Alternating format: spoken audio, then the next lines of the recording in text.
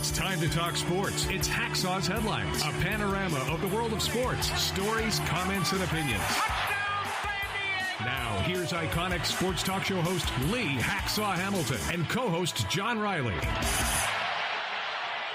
Who wants to talk sports on a Monday? We do. From the DIXIELINE Lumber and Home Center studios in San Diego, we welcome you to our Monday bonus podcast, Hacksaw's Headlines. Good afternoon, everyone. This is Lee Hacksaw Hamilton in studio along with my co-host, John Riley. We welcome you to our Monday bonus podcast brought to you by DIXIELINE Lumber and Home Centers, 9 stores in San Diego to serve you. You've got projects, you will need materials, you want ideas, go to them, DIXIELINE Lumber. And by North County Eye Center of Poway and Escondido, wherever you live in San Diego County, a free eye vision test is just a phone call away from you. Call, mention Hacksaw and the podcast. You get a free vision test and you get a discount on frames, North County Eye Center, Poway and Escondido. John Riley, good afternoon. We both survived July 4th's holiday podcast. I survived jet lag. We are back in the anchor's chair. Man, and we got a lot of stuff to talk about. How you doing? I'm doing great. Well, how was your trip? How was the Hacksaw holiday cookout? It was great. We ate a lot. We drank a lot. The weather was pretty doggone good. The only negative, it takes 14 hours to come home after your vacation is complete because we are so far removed from civilization up in upstate New York, right near the Canadian border on the river. Fabulous, fabulous time. Congratulations to you because we pulled off a couple of podcasts. And anytime you're dealing in the atmosphere with the weathers we have, you never know what's going to happen to podcasts and all the technical aspects. I'm glad you knew how to connect the red wire with the green wire without short-circuiting our podcast. You did a great job in the anchor's chair. Well, thank you. Yeah, thanks a lot for that, Lee. But, you know, it all works well. Technology is a little easier now these days. It's not like back when you were doing play-by-play for the Chargers in the 90s. You were telling me the story how you guys froze your butt off or had, frostbite in the booth. Yeah, we were 9 hours atop RFK Stadium in Washington in a snowstorm in a Quonset hut booth that had no windows, and we froze. And then there was the time we did a Charger broadcast in San Francisco. There was an earthquake on the West Coast in Southern California. All of our connection lines went down. We picked it up. We had to do part of a game on a phone with me just holding the handset. You were doing play-by-play on a telephone? On a telephone. No way. When your lines go down, your lines go down. Yeah, they do. John, couple of business items. X marks the spot. This is cool. Whole bunch of our followers on our podcast have now joined my, quote, Twitter All-Star team. X, a.k.a. Twitter. We're looking to build our follower base. We're getting closer and closer to 10,000 followers. X marks the spot. Want you to join me, follow me, and my name, at Hacksaw1090, at Hacksaw1090. Have you joined Hacksaw's Insiders Group so you can get on our mailing list for all the unique features? Go to my website right there. That's the address, LeeHacksawHamilton.com. There's an orange box on the homepage on the upper right-hand side. Fill that out. You'll start getting special emails of data that we're providing. And we want you to share, and we want you to subscribe. When you subscribe, every time we put something new on the YouTube channel, you get ding, ding. You're aware that there's something there for you to look at. And when we're done with our podcast this afternoon, you take over this podcast. John Riley invented it. It's called Fans Forum. For all the rookies, the newbies who are joining us, explain to them how Fans Forum works. Yeah, so if you got a question or comment for Hacksaw, anything in the world of sports, just type it in the live chat, Facebook, X, or YouTube. We'll get you involved. We already got Callan, asking questions about soccer. So jump on board, get in that Fans Forum. We're going to put topics on the table. If there's something that hits your hot button, jump into the chat box, ask a question, make a statement. That's Fans Forum coming up. John, we've got a lot of baseball to talk about because A, we got pennant races, and B, here comes a trading deadline just around the corner. Where do you want to start? Yeah, let's go here. Padres, Dodgers, Angels. We're getting close to the trade deadline. Okay, let's talk first of all about the Padres. They were hot. And, of course, they had that phenomenal Friday night victory before the record 47,000 fans as they beat the Diamondbacks. Then they came back and they lost the last two. They were closing in on the Dodgers. The Dodgers are not giving up. They're not throwing any white flags up, even though their pitching staff is in tatters. the Padres still need a hot streak because coming up, they got a roadie right after the All-Star game. They got 9 on the road, and that includes at first place Cleveland, at first place Baltimore, and then the first place Dodgers. So the Padres, as we swing right after the All-Star break, it's going to be tough. Padres, let me update you on the Yu Darvish situation. He is on baseball's reserve list. He has left the Padres. He's gone back to Japan. He has not indicated, nor has his agent, nor is the club willing to indicate what's behind the decision of Yu Darvish to step away from baseball. They say it's not a physical issue. Obviously, it's not the groin. They say it's not the elbow. It's a personal situation. Personal situation could be a serious illness of a family member. It could be a death of a family member where players take extended leaves of absence to go home to help the family with funeral services. It could be a marital situation. They haven't detailed it. If Darvish comes back, and that's a huge question, but if Darvish comes back, I'm sure he will explain what has happened. But he's not ready to pitch if he were to come back this week. If he comes back next month, that's a different set of circumstances. While he's on the reserve list, he forfeits his salary. And there have been some insinuations in the UT that maybe he doesn't come back this season. Maybe this is a very severe situation that's back home in Japan. If he's on that reserve list the rest of the year, the Padres get $7 million of his salary back. So that $7 million goes into the bank account with the $8 million they still have left in their current budget. So they might have $15 million to play with at the baseball trading deadline. If Darvish does not come back, as the week progresses through the All-Star break, maybe we'll get a better reading there. The Musgrove situation, I mean, he is so far away from being able to throw in a bullpen session or to throw in a rehab start or to pitch in a major league game. The way this looks like, this is going to be mid-August. And we don't know if there's going to be any setbacks along the way because of the bone spur in the elbow. So that's not good at all. Then the third item in this equation is the disappearance of Dylan Cease and his ability to get through starts. His first 8 starts, he had a 2.19 ERA. And we thought, boy, Preller made a hell of a deal. His last 11 starts, his ERA is well over 5. And he's not winning any of them. And he's not competitive. And he's not getting past the 4th or 5th inning in virtually all these starts, plagued by home run balls, plagued by walks. There's a mystery. There's something not right with location, which to me is mechanical. Well, you got all this video on the pitcher. Why can't you solve this situation? And then the question is, they keep running Adam Mazur out there, the rookie, and the kid competes, but the kid always had a bad inning or two and winds up losing. His ERA is 7.52. You got Vasquez. You obviously got Michael King, who's more trustworthy than anybody else that's standing in the rotation right now. They've tried to get Johnny Brito up and running and extend him in El Paso, and he's getting lit. That's not a good situation. I don't know. They must not have confidence that Adrian Morion can be more than a 1 inning or an inning and a third relief pitcher. That's why they're not moving him into the starting rotation. So to me, it's almost mandatory now that A.J. Preller find a way to get a deal. And whether that's Cal Quantrill, who's now on the trade block in Colorado, or whether it's Zach Elfin, another former Padre, who is on the trade block in Tampa, whether it's the re-rental of Sean Manaea coming back from the New York Mets, AJ is going to have to find himself some type of starting pitcher, and then we get into the argument about the prospects. Who are you going to trade? And by the way, the prospects are not doing well. Robbie Snelling is 2-8 at AA. I mean, he's getting shelled. He's kind of hit a wall. Dylan Lasco, the young high school kid who came back from elbow surgery, he's 2-6 in Class A ball. The catcher, Ethan Salas, is still hitting 197. Leo DeVries up in Lake Elsinore is hitting 217. So their top 4 prospects have all fallen out of the top 100 in Major League Baseball.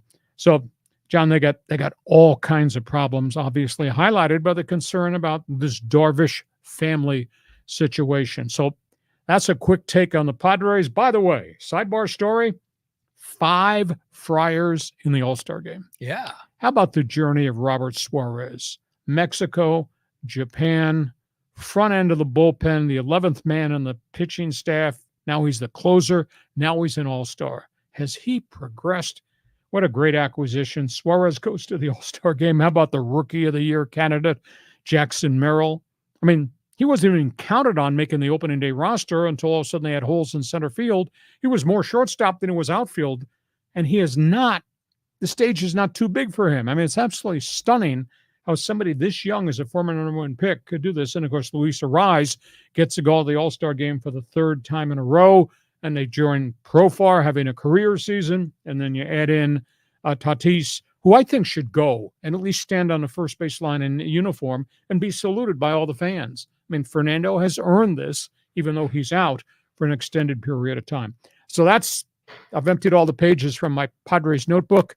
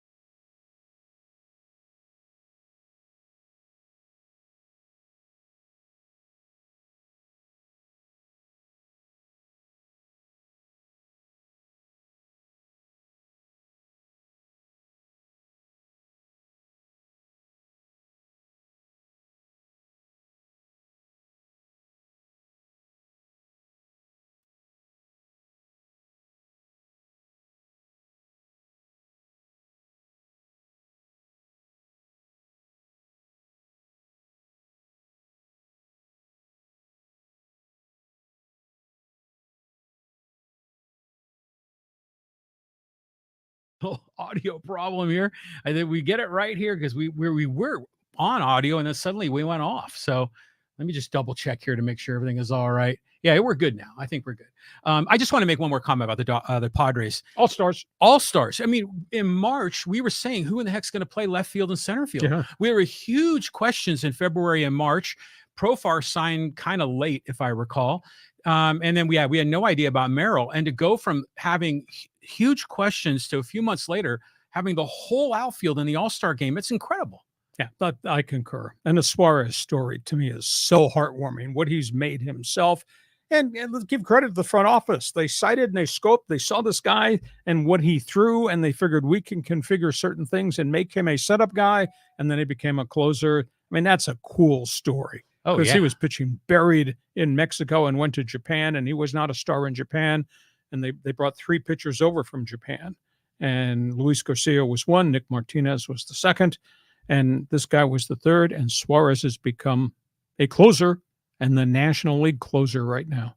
But he's greatly earned that All-Star bid. But sometimes I wonder if players know that fastball's coming, and they're already revved up for the quick swing, because we've seen that a few times where he comes in and we gave up a bomb on, when was that? That was the Friday night game. Yeah, give up a 2-run homer and a grand slam home run. Yeah, like boom, boom. And you're like, holy moly. But that's a byproduct of Mike Schilt using him 3 straight nights. Yeah, correct. That's too much. Correct. And that's twice now he's gone 3 nights in a row and gotten lit on the 3rd night in each time. They need to be cautious with him because he's so valuable. Okay, let's go from Padre baseball. Let's talk about the Dodgers. They're sitting there and holding their breath as to what's going to happen next with pitching. They continue to shop to make a deal to get a pitcher. They continue to talk about a trade to maybe get the White Sox outfielder, Luis Robert. They're sending Clayton Kershaw to Oklahoma City midweek for a rehab start, and he has really bounced back quick. He had the one good minor league rehab start at Rancho Cucamonga. Then between starts, throwing bullpens, shoulder stiffness, they calmed it down, shut him down for 10 days. He's gone back. He's now done his between start progressions, has had no setback.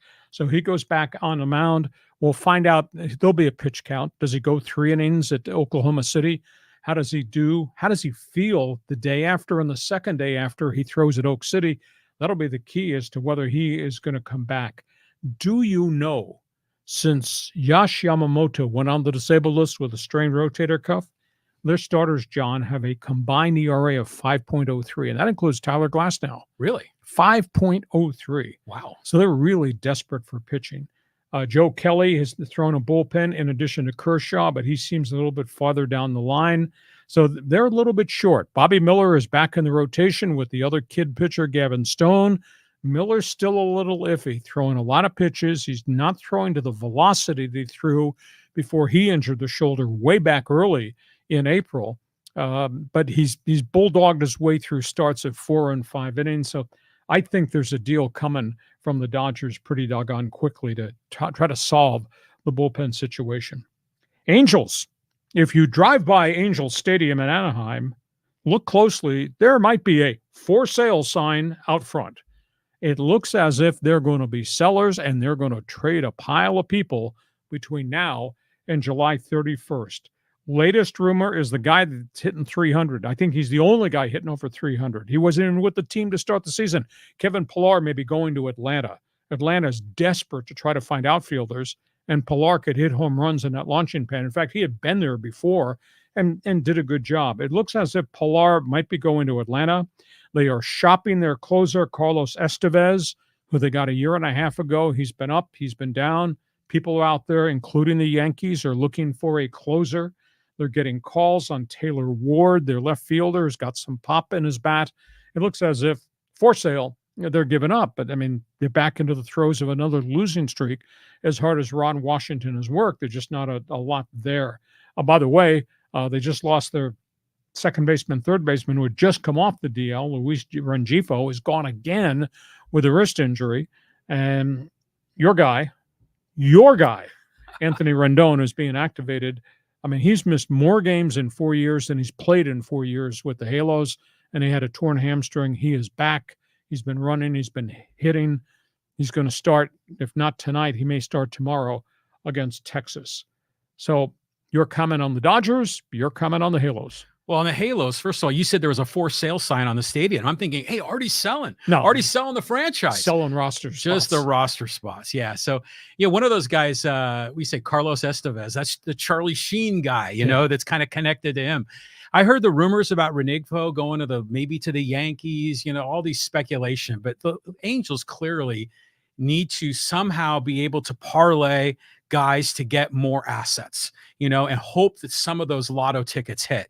Because right now they're just scraping the bottom of the barrel. The Dodgers, is Clayton Kershaw done? I mean, he seems like he's injured every year. When was the last time he had a strong season? He's had 3 seasons of different issues, back, then shoulder, then the shoulder surgery. But then he's come back. He refers to himself, I'm the pitcher with the old man arm. So this might well be his last season, but when he's right and when he's been healthy and when he's fought back from these injuries, he's still been vintage Clayton Kershaw. So he's not ready to hang it up, but this might be the final go round for him. But the Dodgers draw $4 million. The Dodgers, not afraid to pay luxury tax. The Dodgers have a lot of players at Oklahoma City and at AA and have never historically been fearful of doing something of real significance at the trade deadline. I mean, you look back in years prior, Mookie Betts, Adrian Gonzalez way back, monster deals.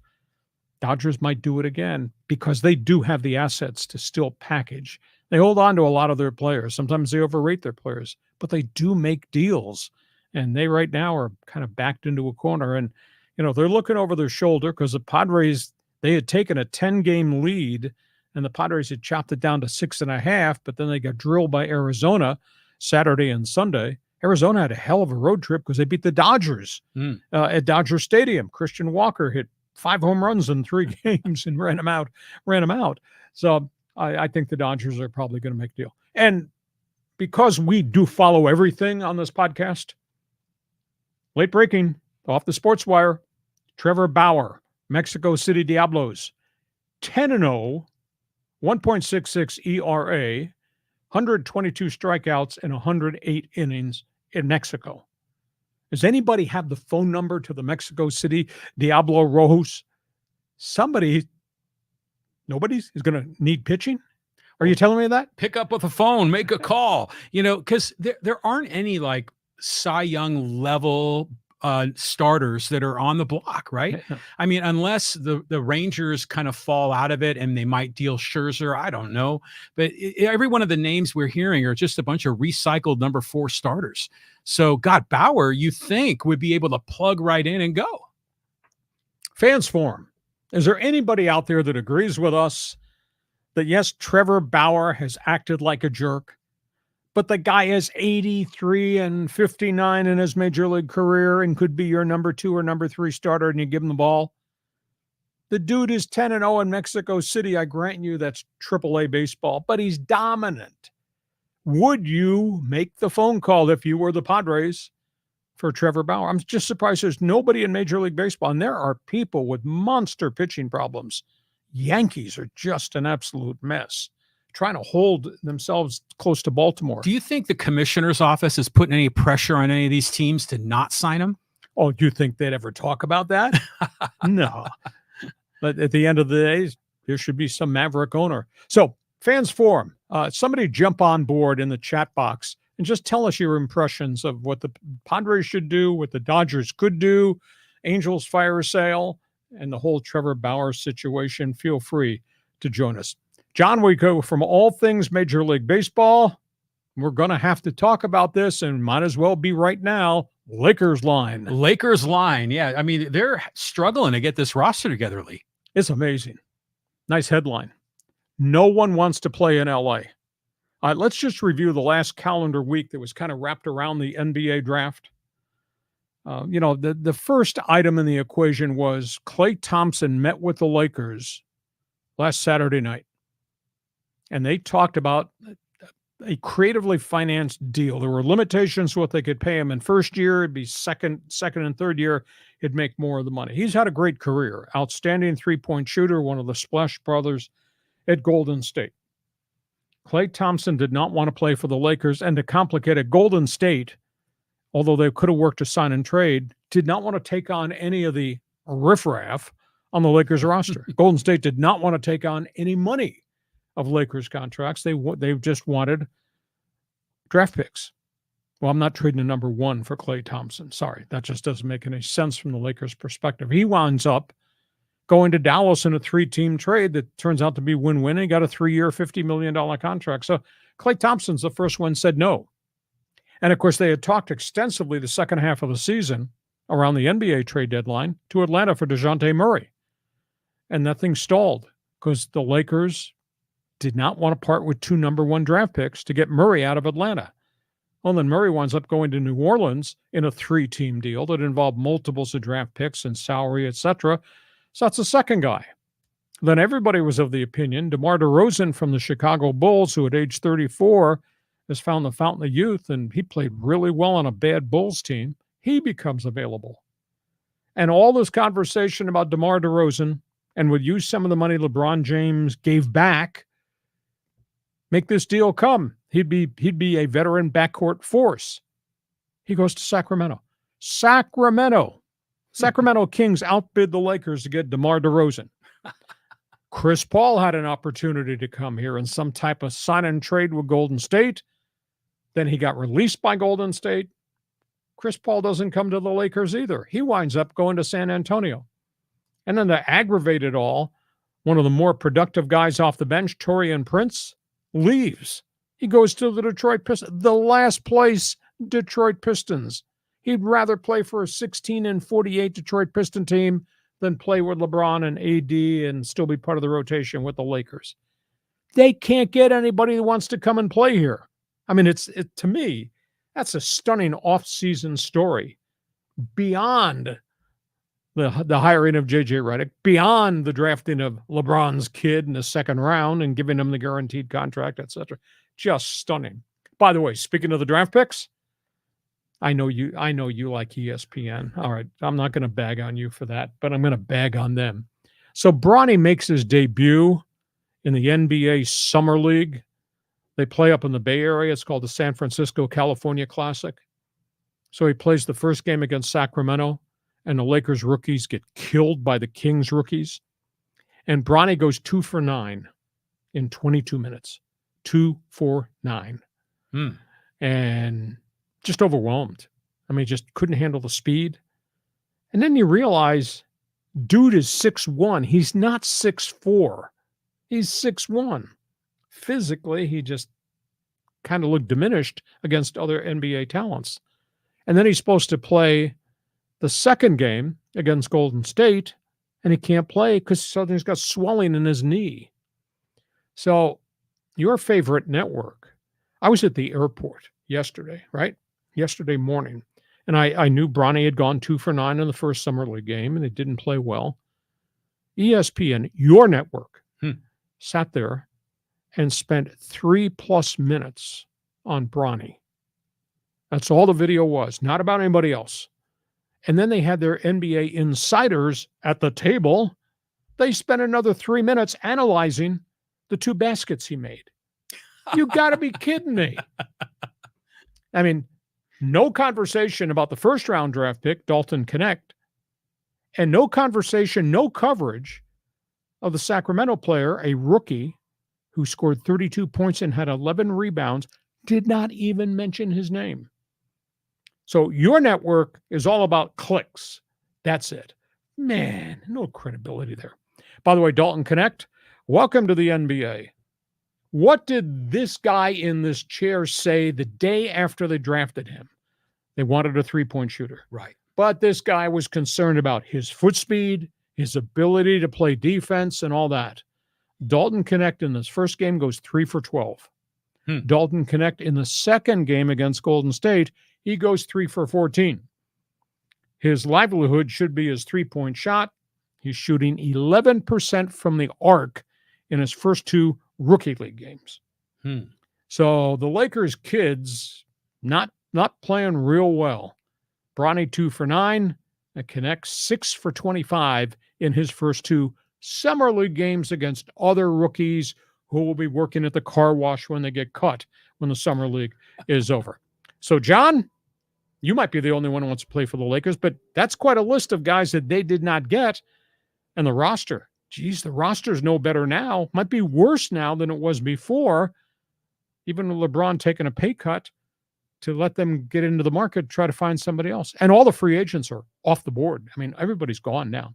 Well, it used to be that everyone wanted to come to LA and play for the Lakers. You know, Randy Newman, I love LA. And now, do you think it's like the nepotism thing with LeBron and all the LeBron meddling that other players say, you know, I'm not really interested in that? Well, they don't have very much cap space. That's an issue that, you know, maybe it's got to do with a little bit of LeBron. I don't know if it's got much to do with nepotism because 55th round picks or 55th choices in the draft don't survive. But that's a big issue there. Maybe it's got something to do with J.J. Redick that, geez, this is a rookie coach who hadn't done anything from a coaching perspective, and he's going to teach me how to play ball. I don't know about that. And then the bigger picture is the general manager. I mean, you know, we've got a GM here, Rob Pelinka, who has tried to make changes and find the right guys and hasn't found the right guys. So I mean, it's amazing. None of those guys would want to come here, or they couldn't get a deal done to get these guys to come here because nobody wants the Lakers players. They got 4 that we like, adding in Reeves and Rui Hachimura. And after that, what do you want these guys for? And these guys are on guaranteed contracts. Well, these guys had player options that Pelinka gave bench sitters. He gave bench sitters player options in their contracts. And suddenly all these guys opted in because they want to keep the payday and wear the purple and gold. And they can't freaking play. They're not difference makers. Some of those guys would have been difference makers. Yeah, and then Bronny's no difference maker, and he's a second-round pick. I mean, I'm surprised they just didn't sign him as a free agent. But yeah, this is insane. The weird thing, you talked about the ESPN obsession with Bronny James. It's a little bit like the obsession with Caitlin Clark, Except she can play. Well, yeah, she can play for sure. But it's like the media will sometimes just focus and zero in on one thing over and over and over and over again, like you say, just to get the clicks. But what a mess it is in LA. Yeah, I'm absolutely stunned. Lakers fans, feel free to comment. If you're an NBA fan, want you to jump on board, get into that chat room. Let us know with Fans Forum. Hey, we get to halftime. Our podcast is brought to you by DIXIELINE Lumber Home Centers, 9 stores in San Diego to serve you. Hey, it's bloody hot outside. My house inside, and I'm not running the air. And, when I left home to come to John's palatial studios here, it was 99 in my driveway. I don't have my air conditioning on. Why? Because I got windows and doors from DIXIELINE. Hey, there you go. And I am so pleased. And that's what DIXIELINE Lumber is all about. You got projects, you're going to build closets, you want to build bookcases, whatever. DIXIELINE can help you with the materials. And DIXIELINE will also help you at the same time with ideas. Because not all of us, I'm not as gifted as this guy is in terms of what do I want to do with the family room or the man's cave. But they got people sit there and talk to you, and they'll open the book list and they'll show you different styles of bookcases and closets and materials. DIXIELINE Lumber. These are the people to go to. Build it, fix it. We guarantee you'll enjoy it at 2024. Thanks to DIXIELINE.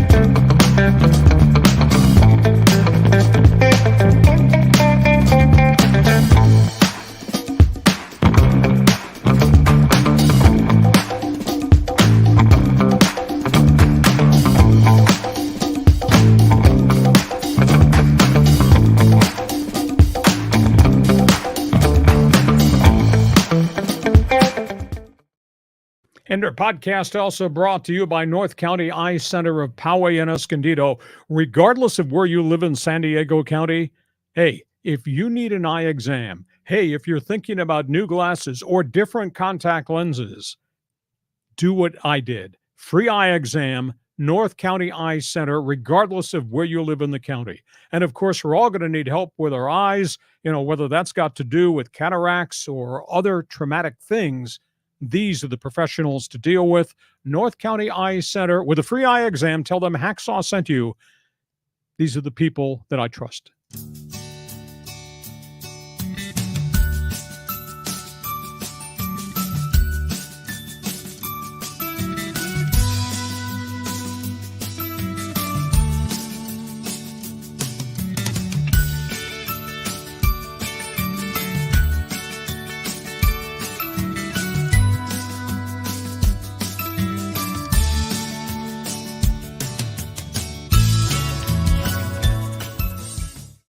And a couple of other reminders. X marks the spot. Those of you who've been involved with social media know it used to be known as Twitter. It's now X. I'm asking you to do me a favor. Want you to join my Twitter All-Star team. Want you to follow me. It's just register at Hacksaw1090, at Hacksaw1090. We're pushing to get to 10,000 followers. And if you like sports, read my website. There's an absolute ton of information on it every morning. Make it a must when you get up in the morning. LeeHacksawHamilton.com. Join the Hacksaws Insiders Group. You can register right there on the front page of my website. And when we're done, we allow you to take over the program. We came up with a name. John created the idea. It's called Fans Forum. John, how do people get a chance to ask questions, express opinions, or tell us we're full of crap? Pick up the phone, pick up a call. Just got to type it in on Facebook, X, or Twitter. I already got like Jeff and T. Will and Ross and Winnipeg Sports Talk is in the line. Running Man. Who else is in here? We got Christian, John, Andy, David, Callan. We're going to get you all involved in Fans Forum real soon. Fans Forum. And we want you to subscribe. Subscribe so you will get the alerts every time we put something up on our YouTube channel. And that's virtually every day of the week. We add different content. And tell your friends, share. And if you like us, hell, even if you don't like us, give us a thumbs up. Give us a 5-star rating, because that really helps with, as John would explain, algorithms, which helps us, obviously, on the YouTube channel. John, we go to the second half before we get to Fans Forum. Got some other unique topics, because we do talk about everything on this podcast. Yeah, Hacksaw, you always talk about auto racing. Let's talk a little F1. Any Formula One fans out there? This thing is crazy what's happened the second half of the F1 season. The guy on the left is the legendary former champion, Sir Lewis Hamilton. The guy on the right is the one that owns everything, Max Verstappen. Lewis Hamilton pulled off an unbelievable upset at the British Grand Prix in Silverstone. He beat Verstappen when Verstappen made mistakes in the pits. Lewis Hamilton, who's won 7 championships, has won the English Grand Prix 7 times, beat Verstappen, blew by him coming out of the pits. It had been since 2021, 3 years ago, since Lewis Hamilton had won a race. It was not competitive at all with Team Mercedes. And, of course, Verstappen runs for Team Red Bull, and he has owned F1 for the last year and a half. But since midseason, everybody's coming after him, and people are catching him. He's got involved with wrecks. He's had flat tires, pit snafus. All of a sudden, Lewis Hamilton comes out of nowhere to win the British Grand Prix. Absolutely stunning story, because everybody was of the opinion that Lewis's career was done. Team Mercedes is going to lose him because he's going to Ferrari next season. It's going to be fascinating to see what happens, but nobody saw Sir Lewis coming and getting the victory. And there's another young driver by the name of Landon Norris that has run very well, has won a race or two against Verstappen. So Team Red Bull, which owned this sucker for the last couple of years, suddenly is just not the same team. And there will be driver changes, and Verstappen may opt out of his contract. I find it hard to believe that he would leave Team Red Bull and maybe go somewhere else, but that's one of the rumors around the paddock on the F1 series. John, auto racing? Well, it seems like if you get the pole position, right? On the road courses. On those narrow courses where it's so hard to pass, you can put yourself in a situation where you start winning one race after another. If you have horsepower and handling. Yeah, of course. So what happened with Verstappen? Did his car get redone, or they had a new strategy with the technology? No, he's had problems handling. He's had problems with bumping tires with other drivers, chasing him into corners. He's had problems where he's made mistakes. And then he had a pit screw up in terms of what type of tires to put on, and he never recovered from the pit foul up, because those pit stops, 5 seconds. Oh, it's unbelievable. You're in. These are the tires. You're out. Geez, if you don't put the right tires on, or the weather changes, now you're in all kinds of trouble. So Verstappen's had a lot of I wouldn't say non-race issues. He's just had a lot of things happen to him the second half of the season. You say, wow, everybody's catching up to him. And the Norris kid just has no fear. He races hard. He chases them down. They've rubbed tires. They've knocked each other out. It's really weird, because Verstappen owned. Well, it's good to have, not the same guy winning all the time. So it gives fans someone else to see, someone else to root for. Lewis Hamilton coming back is great, but what about some of these other younger drivers? Well, do you have horsepower? Do you have handling? And all these younger drivers and all these other teams, the answer is no.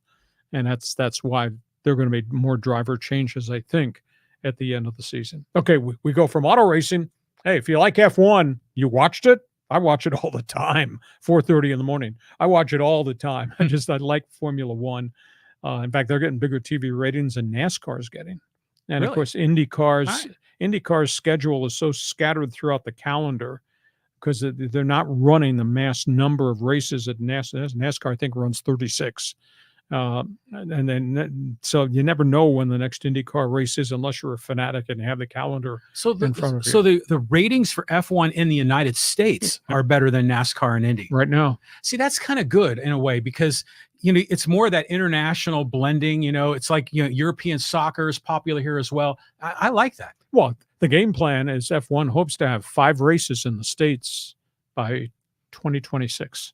Cool. So that's a group that won't allow Michael Andretti to join the fraternity over there with Andretti Cadillac. Yeah. Okay, so we go from that.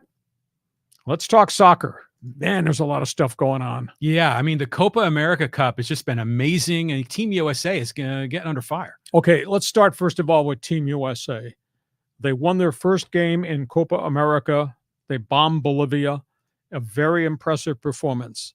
They came back the second round and they got mugged by Panama. They came back in the third round game in group play and they got beaten by Uruguay. It was like a rumble. And the officials, I thought, allowed a lot of cheap stuff to go on. And then there was the controversial offsides play that led to Uruguay's only goal, game-winning goal. And video replay had the guy offside, and the official from Peru didn't call it that way. The end result, since the moment that replay was over, was that Greg Berhalter should be fired. I'm kind of stunned at that. Now, Berhalter has had to rebuild this thing on the fly.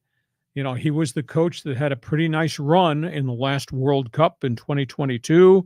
And he had the one established guy and the young kid, Christian Pulisic. So we're 3 years later. They've added a lot of young players around him, but they're just young. Pulisic is still the go-to guy. But now there's a lot of fire that Greg Berhalter should be fired from Team USA. I asked the question, is the culture of soccer globally the weirdest thing you've ever seen? Because globally, whether you're in South America, whether you're in Mexico, whether you're in Europe, if you don't do well in tournaments, your coach does not get on the plane to go home. He gets fired. I think it's a weird thing. You don't see it in the NFL when teams lose games or even have substandard seasons. You hardly ever see it in baseball or basketball. You give coaches time to put all these new pieces together. I got 21 months before we get to the World Cup of 2026. I think they should leave Berhalter in place and let him grow all the young guys around Pulisic. That includes Reina. That includes Berlogan. That includes Pepe. I do think they're too young on the back end, fullback defenders. He left Walker Zimmerman and I think 2 other veterans off the Copa roster. Maybe you need to go bring a few of those veterans back. He's got to determine whether Matt Turner's the right goalkeeper from MLS. But all their young guys, 23 of the 26 players played abroad. They played in Europe in all these different leagues, be it Germany, England, Spain, France.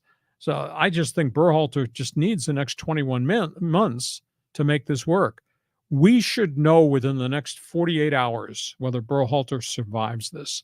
There's a big-time evaluation that started on the weekend and I think is probably still going on at this hour. Speculation.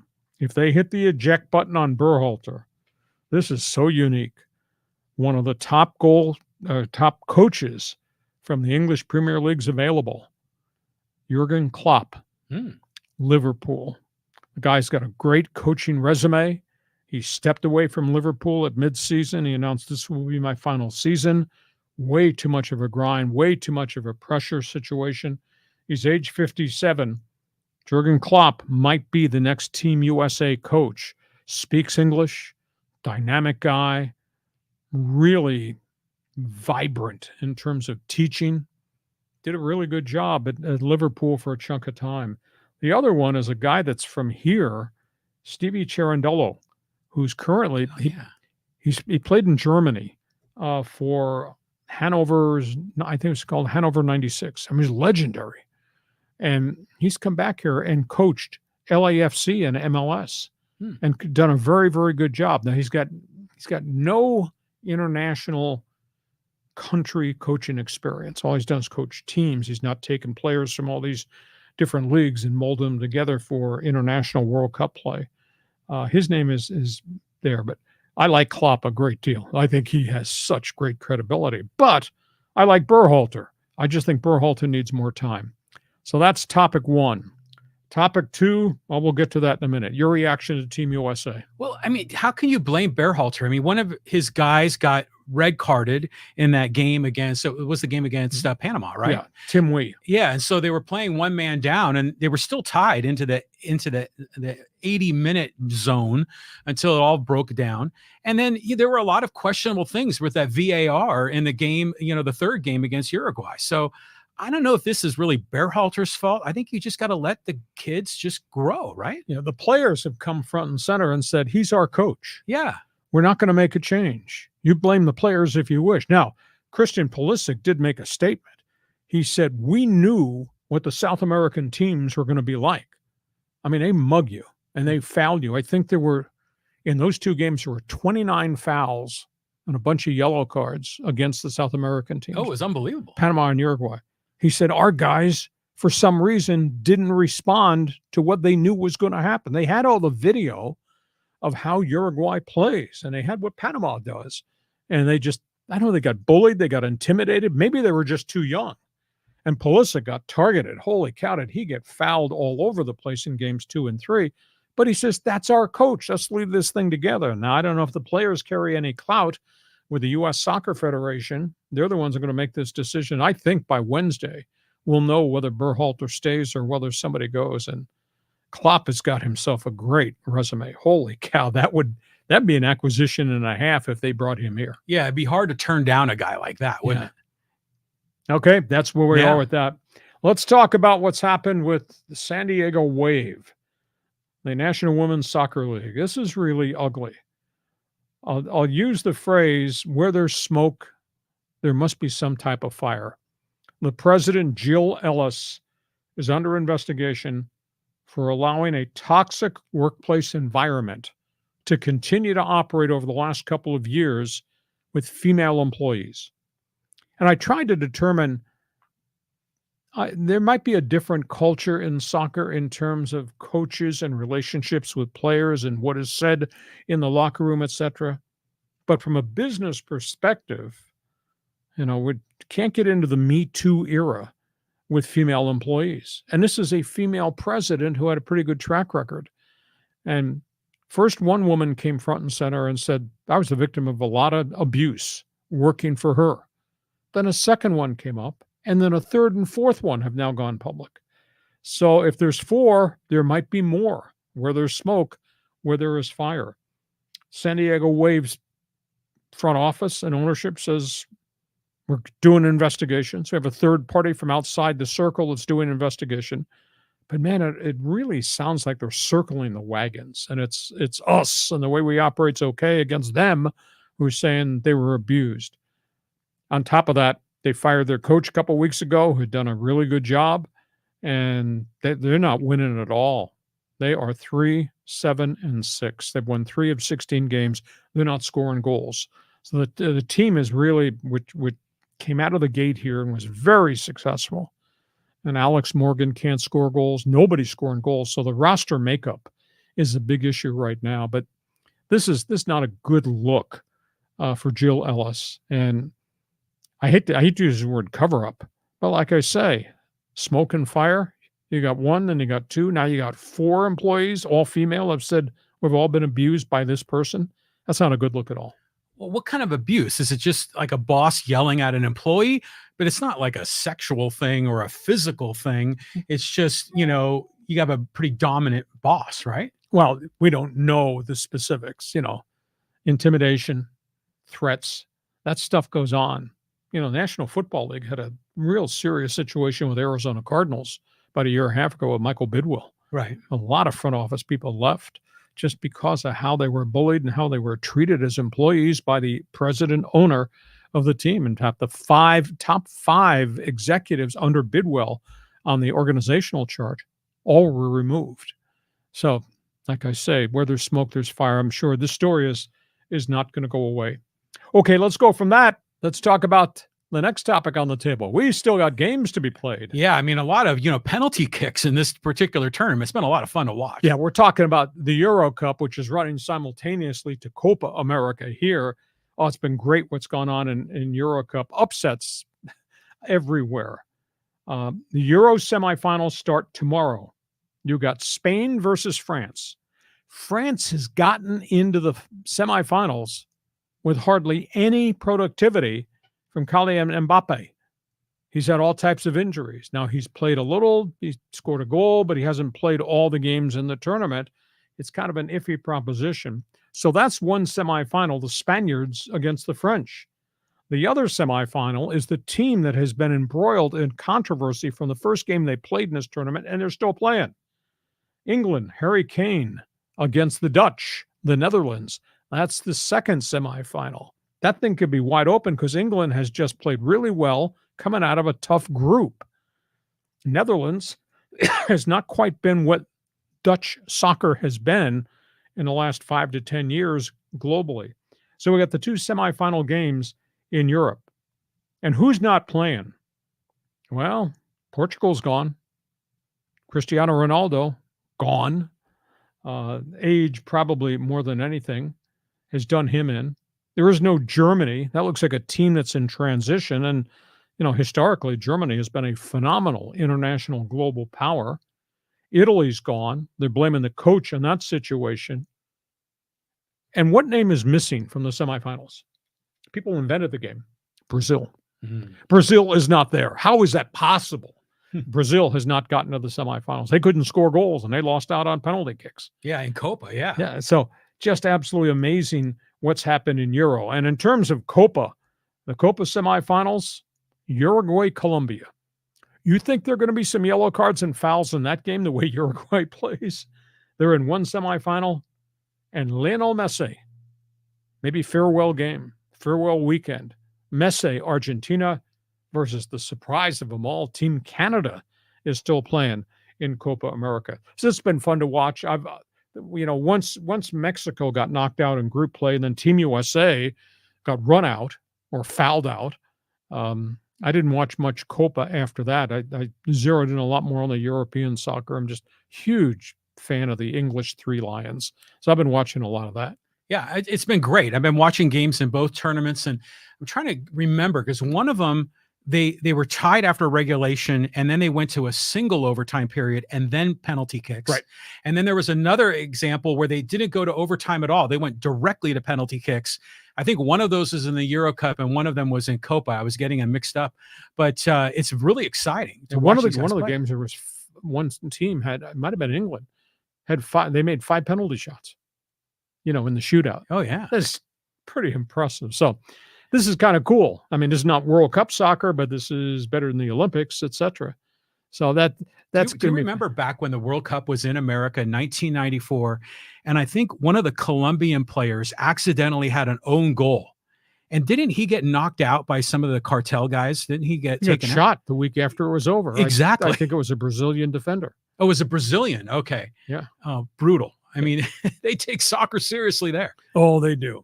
Okay, our podcast now is going to belong to you. So feel free to jump on board right now, get into the chat room. We might be the only podcast in the world that's actually allowing fans and followers and viewers to jump on board.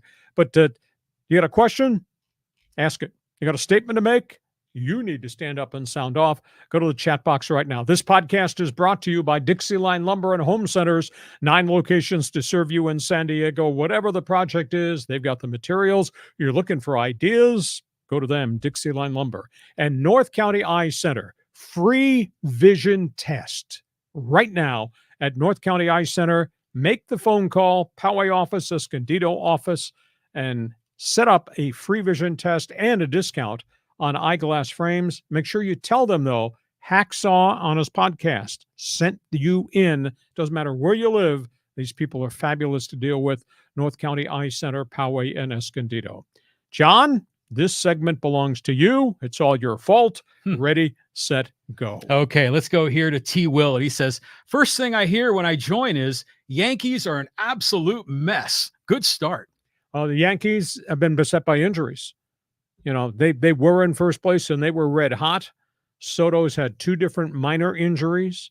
Stanton is currently on the disabled list. They've gotten virtually nothing from their 300 hitter DJ LeMahieu for a year and a half. He's had multiples of injuries. Gleyber Torres got hurt. Then Soto had 2 minor injuries, but he was out of the lineup. They don't have catching right now, which is a big issue.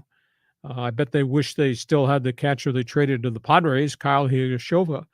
But Yankees are going to make some deals. They went through a stretch. They lost 15 of 20. This is a New York Yankee team that was 51-29. They lost 15 of 20 games, and now they're behind the Baltimore Orioles.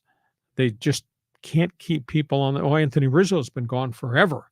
He had the concussion last year, then he got hurt again. So the Yankees are kind of a patchwork franchise right now. So yeah, they got problems.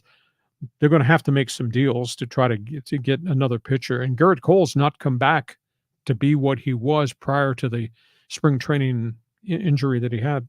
It's interesting that they went through that losing stretch, because when the Yankees played the Padres, I mean, it was lopsided. Batting practice. It was unbelievable. Yeah. And so to see them switch like this is incredible. But Aaron Judge is having a hell of a year. I mean, he's got to be the front runner for the MVP, right? Oh, very much so. Mm-hmm. As long as he doesn't run into any more fences. But he's hitting for average. And I think last I checked, he might have had 34 home runs going into the weekend. So, I mean, he's had a really good season. But we still got the back half of the schedule coming out of the All-Star break. And then, of course, the July 31st trade deadline. And the Yankees, I think the Yankees are going to be a player in terms of acquisitions. Yeah, we're going to find out who the hot free agents are, but everyone needs pitching. All right, let's go here to Callan. He says, usually I'm on the hockey hotline, but let me corner kick you this question. If the U.S. men's national team cans Greg Berhalter, can they truly bring in a big name, or are we wasting this team's talent? Well, I don't think you're wasting the talent, because the preponderance of the roster that he's put out there are really, really young. Pulisic has grown into become a man, and John and I are soccer fans, and we've seen him grow from an 18-year-old who's gone abroad and played a little bit at Chelsea, wasn't given much of a chance, went to AC Milan and played really well in the Italian league, and has come back. He looks so different right now.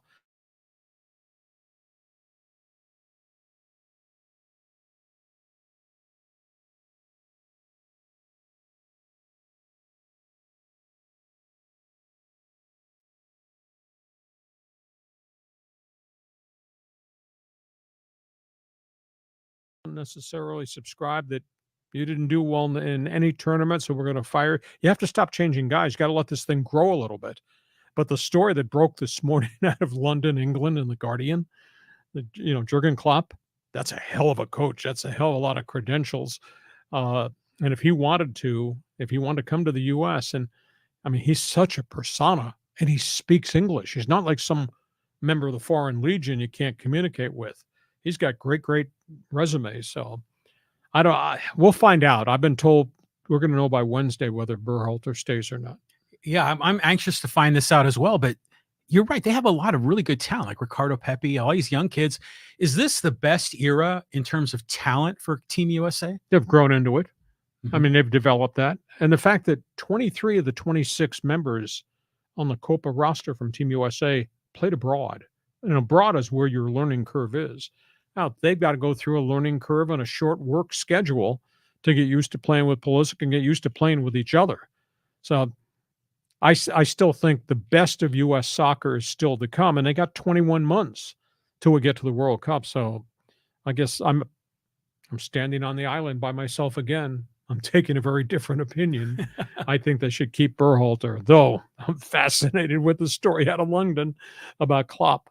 Yeah, I mean, it'd be great to have like a cool Euro coach that can raise this team up. But we did that before with the who was the guy we had from Germany, like the last couple of rounds? Jürgen Klinsmann. Yeah, exactly. So who knows what's going to happen here? Next question. All right, let's move on. Let's go here to Jeff.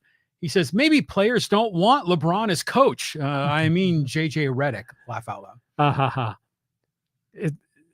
It's shocking to me that all those marquee names of veteran NBA players who you would have thought would have laid down on the street to stop the traffic so they could walk and suit up for the Lakers, none of them got here. And nobody wants the riffraff on the Lakers roster from player 5 through the bottom of the bench. Because the Lakers, because of the salary situation, if they're taking on salary, they got to move salary.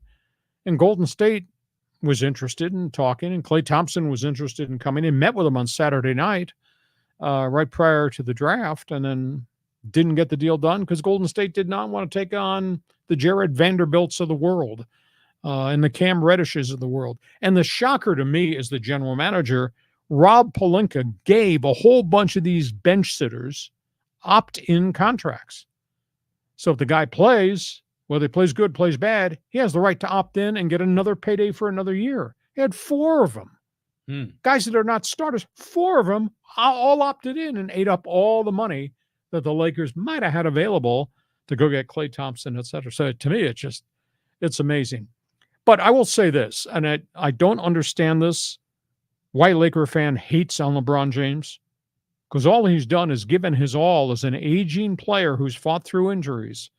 And you know 2 things about LeBron. He'll have the basketball in his hand at the most important time of the game and the most important games in the season, and he will leave it on the floor as an age 38 or 39-year-old player. And dude averages 26 points and 7 rebounds and 7 assists a game, whatever the magical numbers. If you didn't have LeBron, what kind of team would you be? Well, if they didn't have LeBron, they might have 2 or 3 superstars rather than having all of their eggs in the LeBron basket. So, I mean, the Laker fans, they want to win. I mean, that's what the tradition has always been. And, with the exception of the bubble in 2020 and the shortened season, LeBron ain't won nothing. So, yeah, I mean, if I'm a Laker fan, I'm upset. This isn't working. Okay, you got a new coach, JJ Redick. We'll see what happens. But if all these stars don't want to come to LA, I mean, you're back. You're just a mid team. You're just in the mix. Like you say, they'll be like the 7th or 8th seed in the West. It's just mediocre. Mediocrity is thy name. Next question. Okay, let's go here to Running Man. Yes, agree with you totally about Bauer. Get him into the lineup with strings attached. If he screws up, he's gone. Exactly. Second chance, a.k.a. last chance for Trevor Bauer. I don't see anybody else out there that you can get without having to give up something real significant. Top player at AAA or some of the unique names at AA. Trevor Bauer is a phone call away. And you dictate the terms because he wants to be back in Major League Baseball. And if he screws up, if he steps outside the line, he loses everything. Second chance is last chance for Trevor Bauer. And I'm surprised there is nobody in the working media in San Diego that wants to bring that name up and even talk about that name or create a story with that name. Why not? I don't understand it. UT writes about everything. Why you're not writing about a guy that's 10-0 with a 1.66 ERA who's got I think it's an 89-53 career record.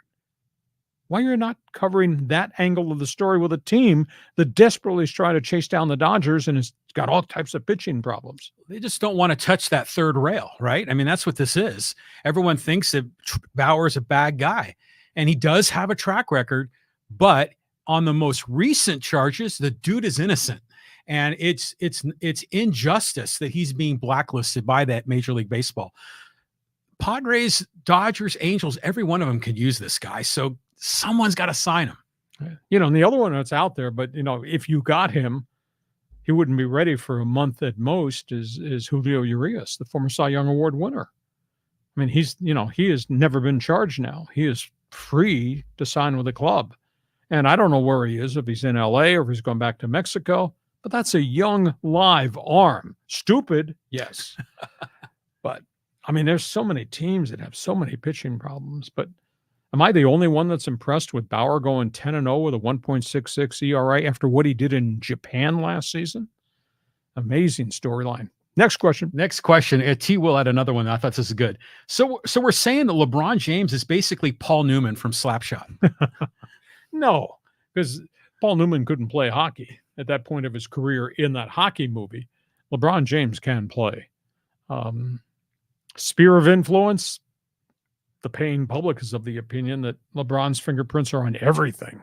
Well, they are at the Lakers arena. So, but at the end of the day, they just don't have the right mixture of players, nor do they have the draft picks to use as assets to make deals. And guys just don't want to play in LA for the Lakers. Just amazing.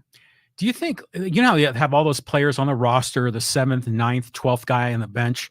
They opted in. But do you think Pelinka did what AJ Preller did, where he gave them too attractive of a deal just to lure them in, and now he's paying the price? Well, he's paying the price. Again, they were restricted as to how much they could give some of these guys, the Cam Reddishes of the world, or the guard Gabe Vincent, who came from Miami but was hurt all year. But to get them to come, I had to pay them a lower price tag because they had limitations with the salary cap. But the flip side is I'll give you, that's right. Yeah. I'll give you the opt-in. So, and Gabe Vincent came and got hurt. Cam Reddish came from the Knicks and he got hurt. Before that, they had played well in spurts as role players with the Heat and the Knickerbockers. But they gave them opt-ins. They gave 4 guys opt-ins, and then they all took the opt-ins. They gave D'Angelo Russell an opt-in at $18 million. Now, he opted in. Maybe they can still trade him, but he's kind of an in and out type guy. He played so well for chunks of last season, and during the playoffs, totally disappeared on them. He opted in so he could get paid another year to be on the Lakers. How many teams has he been on? He's been traded once or twice. He's been on like 3, 4, 5 different teams. He was in Minnesota. He was with Brooklyn. He's moved around, but you still see the vibrancy. You see this three-point shooter out there and you say, wow, he broke the Lakers record last year on three-point shots. Attempts, made, percentage. Had a good season. But when they needed him the most in the postseason, disappeared, was sitting on the bench next to the coach who was about to be fired. So. Well, probably because they're putting all the focus on LeBron when you get into the playoffs, because LeBron is like the point guard. He's the three-point shooter. Three-point shooter. He's the power forward. He's the rebounder. It's all LeBron all the time. It's no wonder that these other guys just get buried on the bench. So you're a LeBron hater. I just don't think it's working. Okay. It's just not functional. We carry on. Okay, let's go to Derek. Lewis Hamilton winning was absolutely incredible yesterday. I didn't see it coming. I mean, I think he's finished third once in the last 3 years. That's the highest, because Mercedes was never able to figure out horsepower and handling. I mean, Mercedes is not what they were. And he had 99 career wins. I mean, they hit a wall in 2021. And as the technology changed, they just did not keep up. And he was not competitive at all. I mean, you're talking about falling off the face of the earth? Wow. And to see that now, he's gotten progressively better the last 3 to 4 weeks. And I don't know whether they've found handling, or everybody's got the same components of horsepower. But he's had 3 or 4 decent races, but not like he was in first place, any of those races. Not that he was going to win, but to get to the podium would be an accomplishment compared to where they were in 22, 23, and most of 24. So for Sir Lewis to win that thing, and I tell you, everybody's chasing Verstappen. Holy cow, you're talking about pressure. He's feeling it, but he's had a great run with Red Bull, but now he's contemplating asking for a release from his contract so he go to another team. Wow. Strange. Okay, so got to open up a slot for Andretti somehow in this. Okay, let's go here to John, and he says, hey, how about the Capitals vice president, Brian McClellan? Retooled an aging roster with 2 top 6 forwards, a 1A defenseman, and a 1A goalie to compete with Charlie Lindgren? I thought McClellan did a really good job. You know, they made a trade with Calgary to is it Manjabai? A left winger who was a real grinder. And they've helped themselves a fair degree. And McClellan just stepped away as general manager. He's going to stay as president of hockey operations, and they promoted one of their assistants to take over the day-to-day GM position. Alexander Ovechkin is on his last legs. He's had a brilliant career, Hall of Fame career.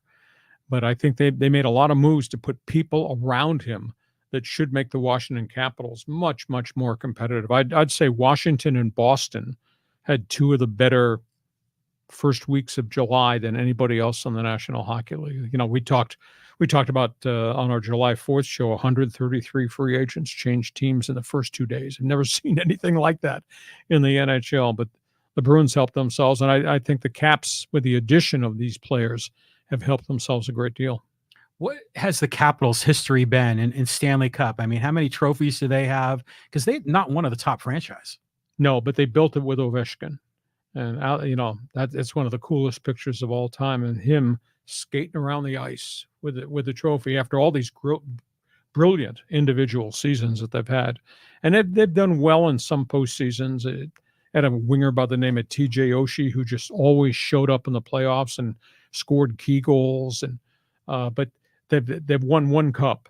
And Ovi is just a superb, great hockey player.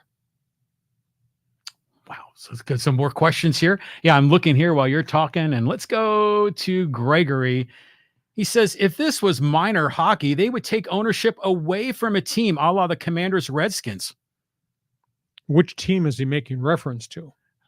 If this was minor hockey, I'm not sure which sport he's talking about. Yeah, I'm not even sure either. Let's go somewhere else. But Greg, cycle is back. What team are you referencing that you'd like to have this taken away from? Maybe he's making a reference about the Anaheim Ducks, who I don't think did anything in the offseason. I mean, the Ducks had, just for a little background, the Ducks had $31 million in cap space. They had 9 draft picks, and they hardly did anything in the draft. Their draft was unique.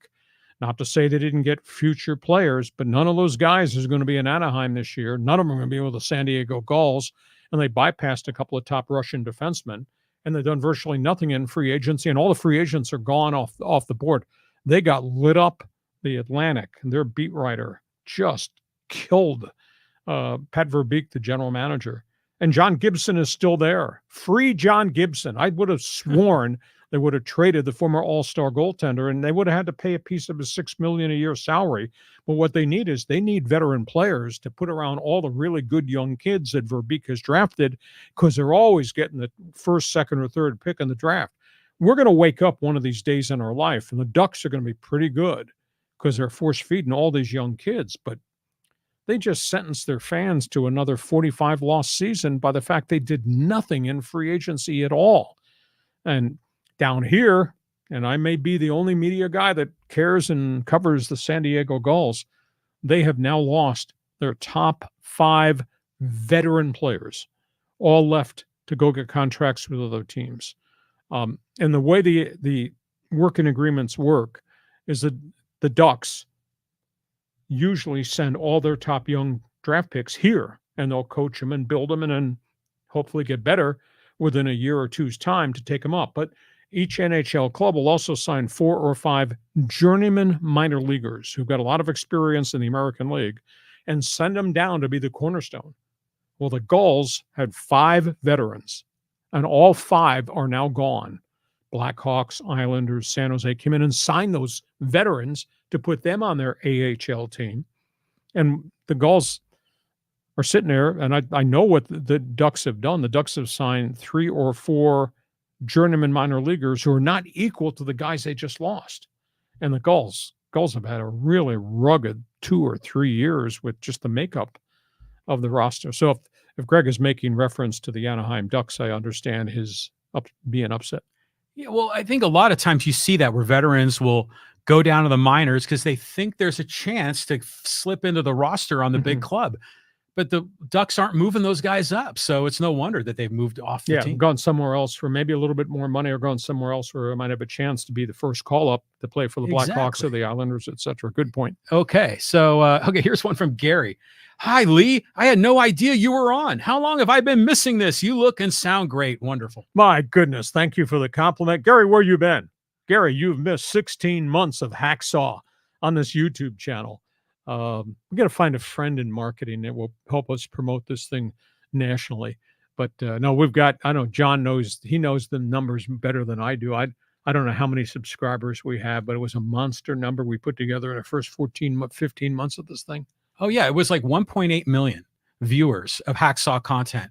When you added it all up, X, YouTube, Facebook, downloads of the audio podcasts, it's unbelievable. I mean, it's really doing well. Gary, tell a friend. I know you can find a friend. Thank you for joining us. I worked on TV with Gary Kelly, and we are here doing this Mondays at 1 p.m. and Thursdays at 1 p.m. Okay, you want to fit in a couple of social medias in here? Do it. All right, here we go. Let's talk Padres baseball.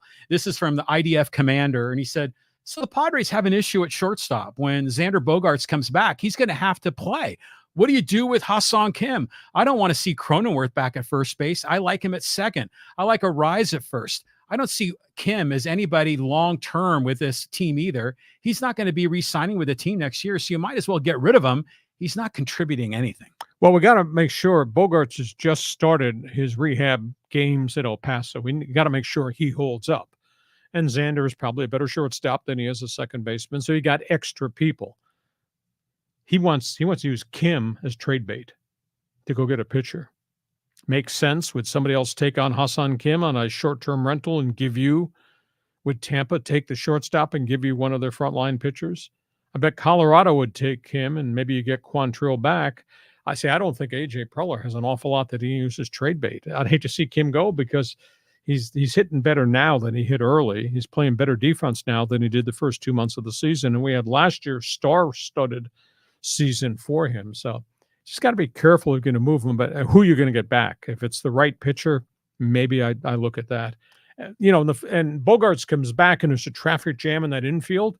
Somebody's got to be the DH. Yeah, exactly. So maybe Bogey becomes the DH, and we'll just see if he can hit back. He was hitting 219 when he got hurt, but he hit, he's a career 280 hitter. I mean, he was a really rock solid veteran player. And when you moved him to second base, he wasn't quite the same player. He'd never really played that. And then he got hurt. Well, clearly you're right. I mean, one of those, I'm right. Of course you're right. The infielders, one of them has got to slot in a DH and you can rotate him around. But the problem is that Donovan Solano is playing pretty well. Yeah. Super utility guy. He's having a better season. It's weird to me. He's moved so much, and yet everywhere he's played as a super utility guy, the guy hits. I think his career batting average as a super sub is like 280. Yeah, and he makes plays at third base too. Yeah. I mean, so that was a great pickup by AJ. But yeah, there's going to be a traffic jam here. But I don't know what you're going to get from Hassan Kim if you try to trade him. I mean, great defensively, although a little bit down this year. Hitting what, like 220 or 230? It's not like you're going to get a big haul. You're not going to get a starting frontline pitcher for him. No, but if Colorado wants to move Quantrill, who's had injury issues and has also got, I think, 1 year left before free agency, Quantrill's established. I'd trust Quantrill more than I would any of these other guys that they're out there talking to. Oh, I agree. And they can't make the deal to get the White Sox left-hander Garrett Crochet. It's just, the price is too steep, and ownership will not let him move other top minor leaguers. And I don't, Kim to Chicago for the White Sox, you're going to put more in the deal than just that to get access to Crochet, who's their top left-handed pitcher. And I think he's got 2 years left.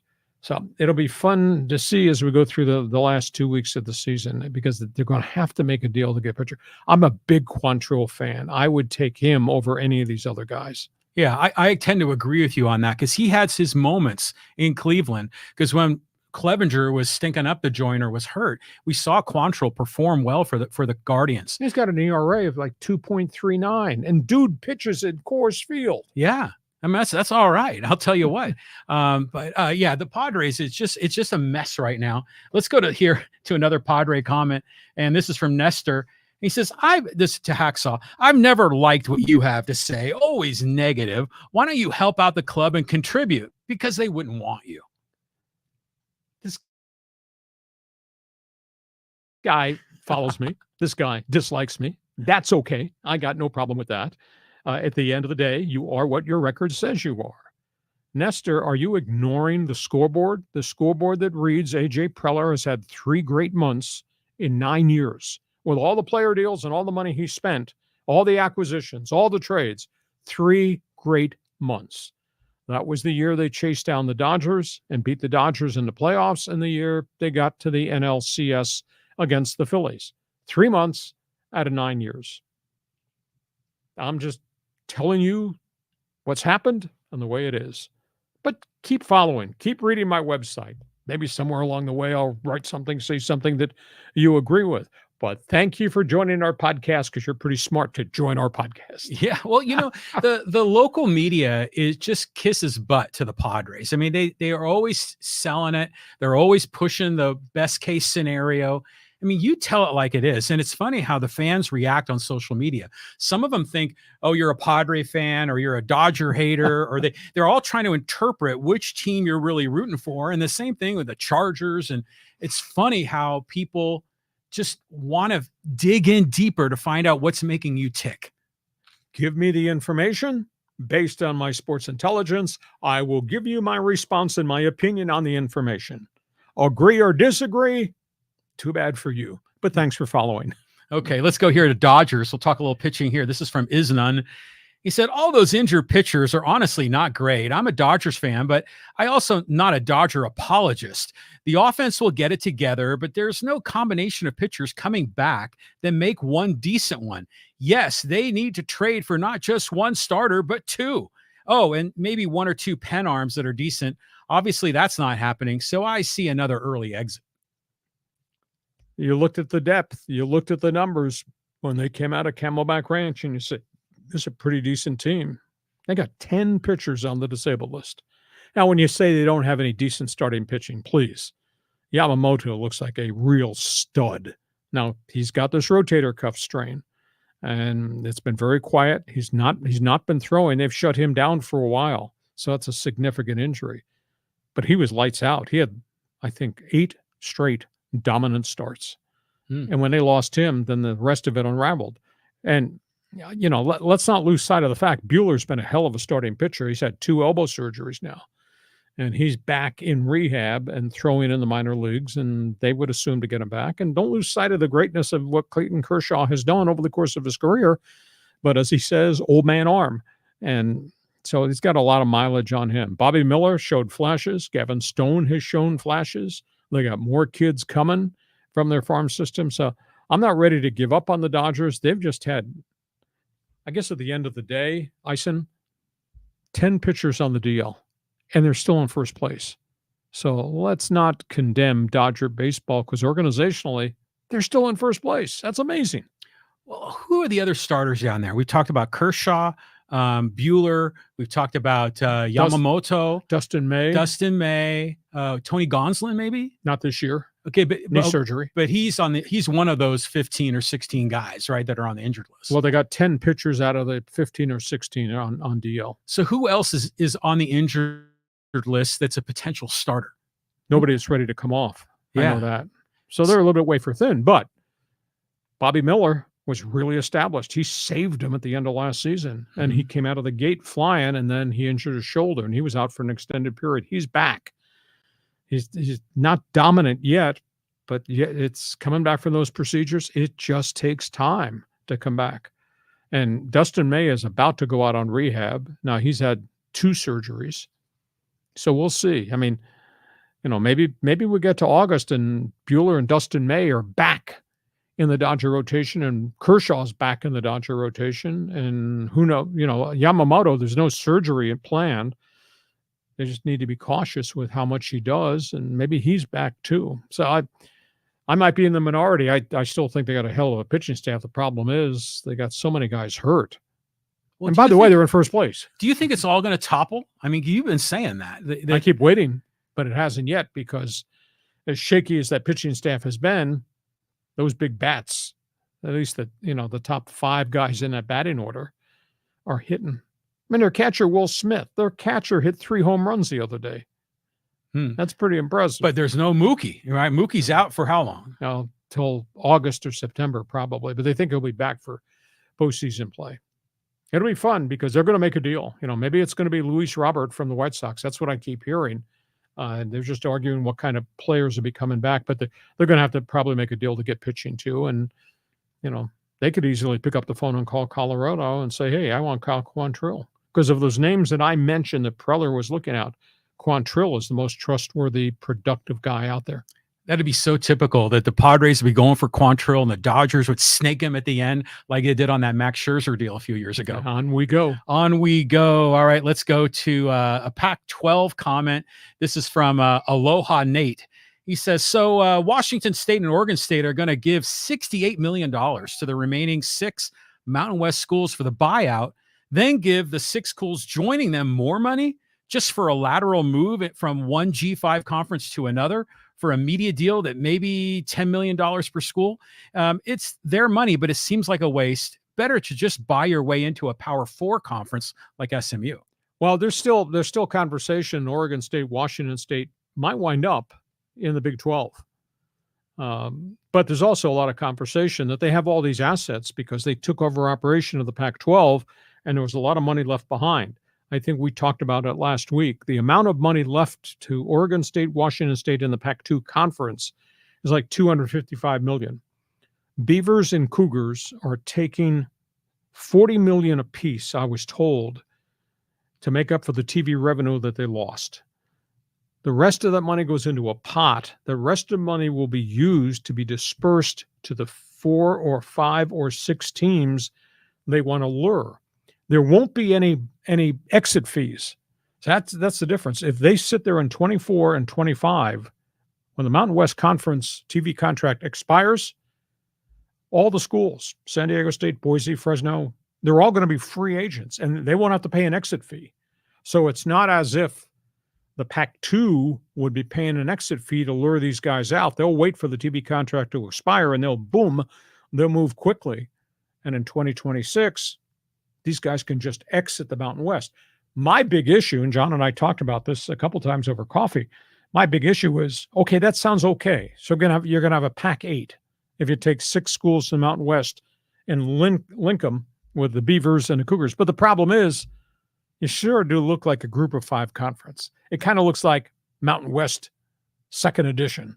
It's not like you're going to be the Pac-8 or the Pac-12 from a level playing field. And there's a money issue too, because these schools here, Boise, San Diego, they don't have the NIL pool that an Oregon State, Washington State has. It's a tough call as to what they're going to be. And that Oregon State, Washington State, the Big 12, that rumor is still out there. Well, how in the heck can Washington State and Oregon State have so much NIL money when neither one of them are in major markets? That's true, but there is huge alumni that have supported the Cougars and the Beavers. It's a different alumni faction than what's gone on at San Diego State. San Diego State's basketball has struggled to create a real pot of gold for the NIL. They've finally gotten there after the 3rd year, but that's a year-to-year thing, and football has just been a struggle, and baseball, NIL is negligible. It's a real problem. So you think Aztecs going to the Pac-8, that's what it would be, an 8-team conference, but they don't have the kind of resources to compete against anybody that's recruiting California if it just comes down to a battle of NIL money. But that's the sum total is they're going to sit. Beavers, Cougars will sit until the TV contracts in the Mountain West expire, Aloha, and then they'll make their move, and those schools will be free agents, and they come, and then they'll get a fee to join this conference and go from there. There's nobody else out there. The only sexy name that I can think of that I wish they still had access to, but they don't, is BYU, because they're gone too. They went Big 12 too. Mm-hmm.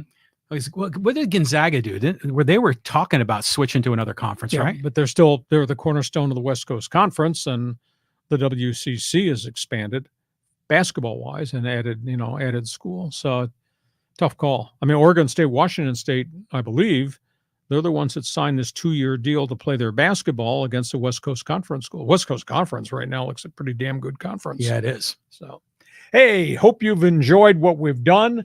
Invite you to tell your friends.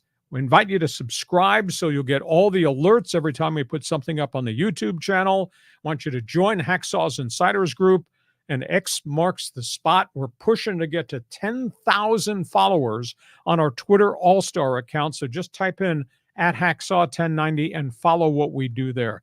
It is great to have you with us. We're locking in so many people that are just kind of new to this. Tell your friends who we are, where we are, and what we do.